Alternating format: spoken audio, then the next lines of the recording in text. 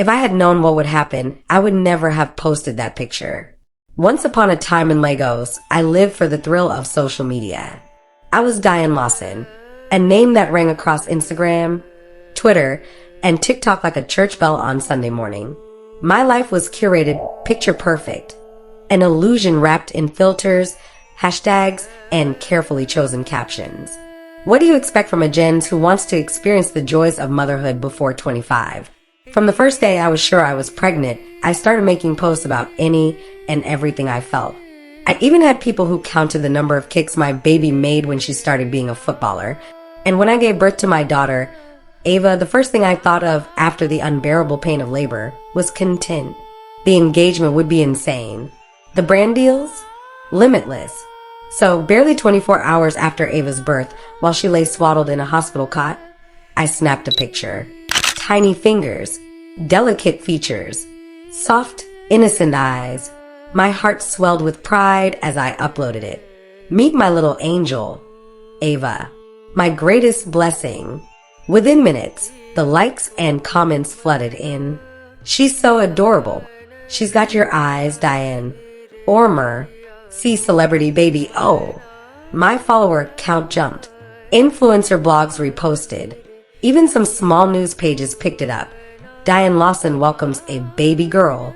I was glowing. Nothing could ruin this moment. Until the first message came in. I almost ignored it, lost in the sea of congratulatory DMs, but something about it made my stomach flip. It was short, cold, and direct. Take it down before it's too late. A burner account. No followers. No profile picture. A chill ran through me. I clicked on the account. Gone. Deleted. Goosebumps pricked my skin, but I shook it off. Trolls. Haters. Jealous people who couldn't stand to see me happy. I laughed and moved on. But that night, Ava woke up screaming. It wasn't the hungry cry of a newborn. It was raw, gut-wrenching. A scream that sent my heart pounding into my throat. I rushed to her crib, my hands shaking. I checked her temperature. Normal. No fever. But she screamed, body stiff, eyes wide open like she could see something I couldn't. I rocked her, whispered soothing words, but she kept screaming. Then, for the first time, I had a thought I couldn't shake. Had I made a mistake? By morning, Ava finally calmed down, but I did not. I felt off like something was watching me. And when I checked my phone, my heart stopped. Somebody had edited Ava's picture. It was reposted under a different account, same photo, but her eyes were black holes. Her mouth twisted into a distorted, unnatural smile. The caption read, "Mine." My hands turned ice cold. I clicked the account, private. I couldn't see anything else. I reported it, blocked it, deleted the comments. Then my bank app sent a notification. Unauthorized transaction detected. I opened my banking app, money gone. A few minutes later, my Twitter DMs were flooded. My home address had been leaked. People were joking, posting, "Let's visit Diane." Beneath my post, my head spun. What was happening? In this country ravaged by insecurity, how can I deal with the fact that now everyone knows my house? Even VDM took off and changed home base when Chilove exposed his address after publicizing a lawsuit. Desperate, I called my boyfriend, Nathan. "Baby, it's just trolls," he sighed. "You know how social media is. Just ignore them." Ignore them? How? My baby had screamed all night. My accounts were hacked. My address was out there. Then my grandmother called. Mama Boomy lived in Ibadan, a woman who still tied her wrapper the old way, who believed in spirits and unseen forces.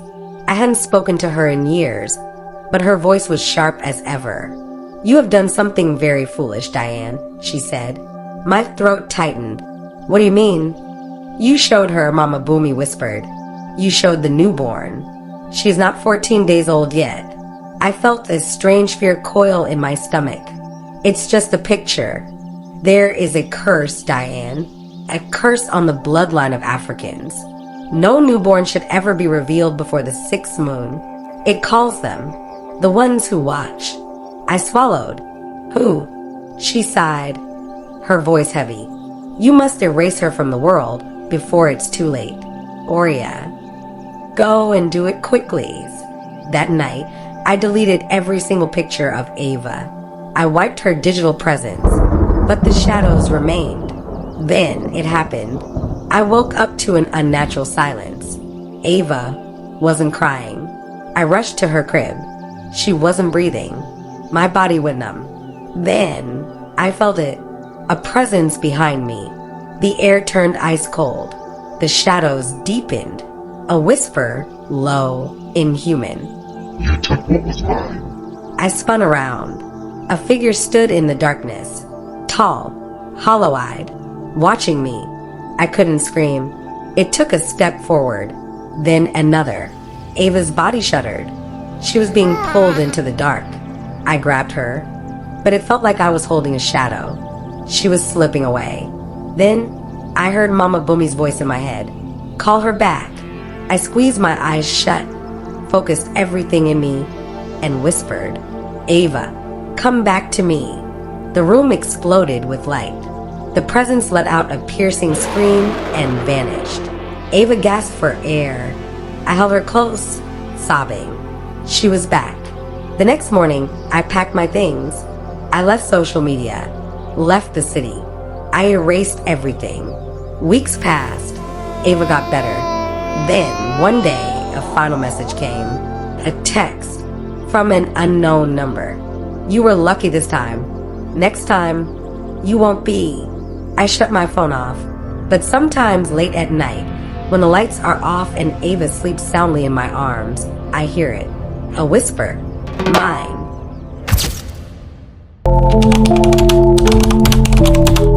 Thank you for watching to the end of this story. Do well to subscribe and click on the bell icon. This will help YouTube notify you when our next video gets uploaded. Where are you watching us from? Who is your favorite character? Guess what? You can share your forbidden confessions with us via email or WhatsApp, and we would most likely have it featured. Send it as a document via email to forbiddeneroticconfessions@gmail.com or as a voice note via WhatsApp to +44 741 831 6330. Again, it is +44 741 831 6330. I will see you again in the next video. Until then, stay sensual.